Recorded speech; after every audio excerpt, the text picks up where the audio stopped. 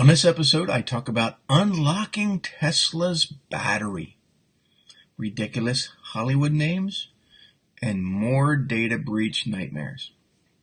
Hi, I'm Rob Anspach from Anspach Media, and welcome to episode 117 of What's Trending on Facebook Today.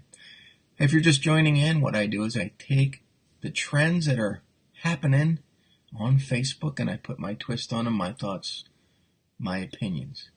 Yes, they are my opinions. It's my show. And so if you want to stick around, awesome. Anyway,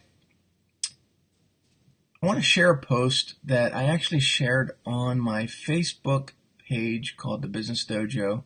It's where you'll learn the art and discipline of being a better entrepreneur. And it goes like this.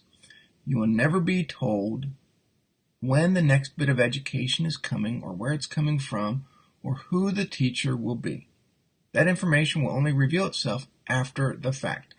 All you can do is leave a little room there for the next lesson to come through. Someone will be carrying it. You just leave the door open to crack.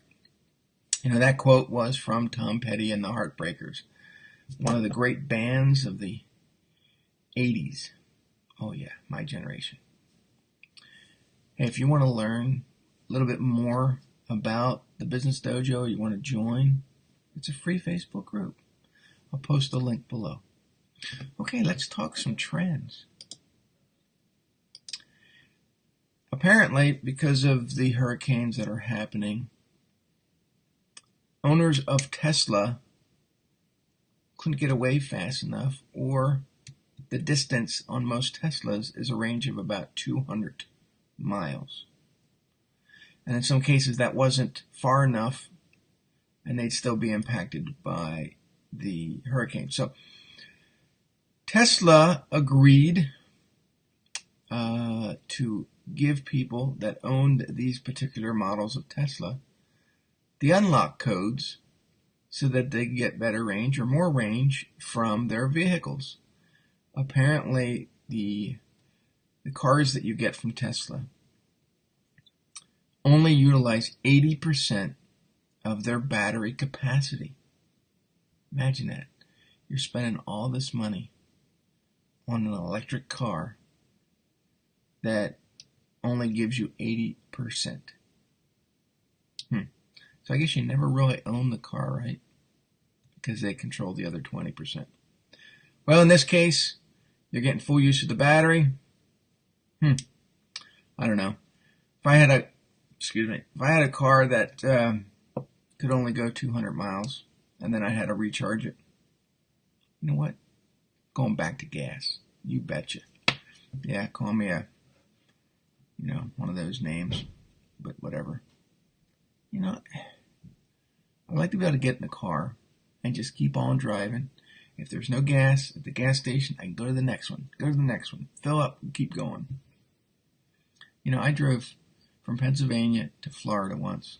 I think it was 1,000 miles. I did it in like 20 hours. I just kept on going. You can't do that with a Tesla. Great vehicle? Nope. Well, yeah, it's a great vehicle. You just, you're limited to what you can do with it. Just my opinion. Well, apparently George Clooney didn't want to give twins Alexander and Ella ridiculous Hollywood names. I don't blame them. It says here, George and Amal Clooney put a lot of thought into the classic names they chose for their 3-month-old twins, Alexander and Ella, purposely moving away from the trend of unique baby names sweeping through Hollywood. Yeah, there's some ridiculous names that some of these actors and actresses have really, I don't know, these kids are going to grow up with weird names. Well, you know what? I'm not even going to comment. You know, I reported about this on yesterday's episode. I even told you that a buddy of mine, a lawyer out of California, was actually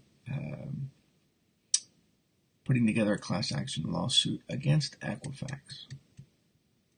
But apparently, Equifax's hacking nightmare gets even worse for victims. After Equifax revealed that sensitive data on 2 of every 5 Americans was exposed in a cyber attack, thousands logged on a company website to see if they were at risk.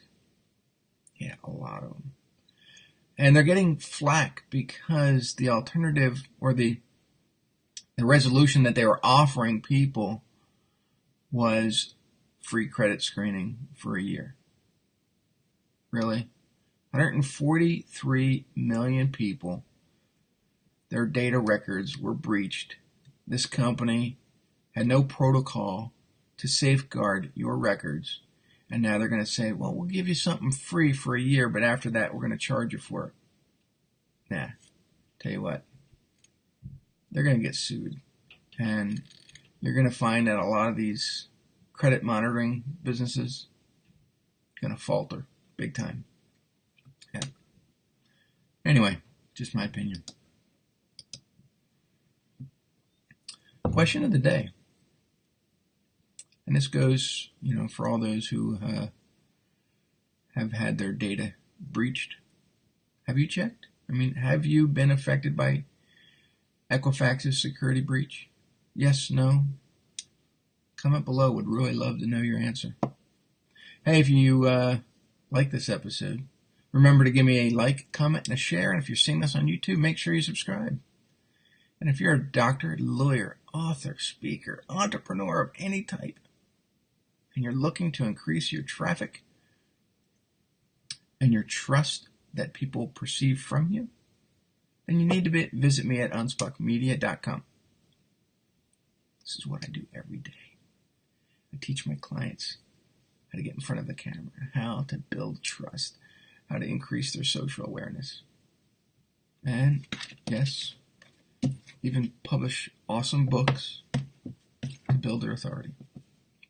Well, that's it for the show, folks. Thanks for watching. I'll catch you tomorrow on episode 118.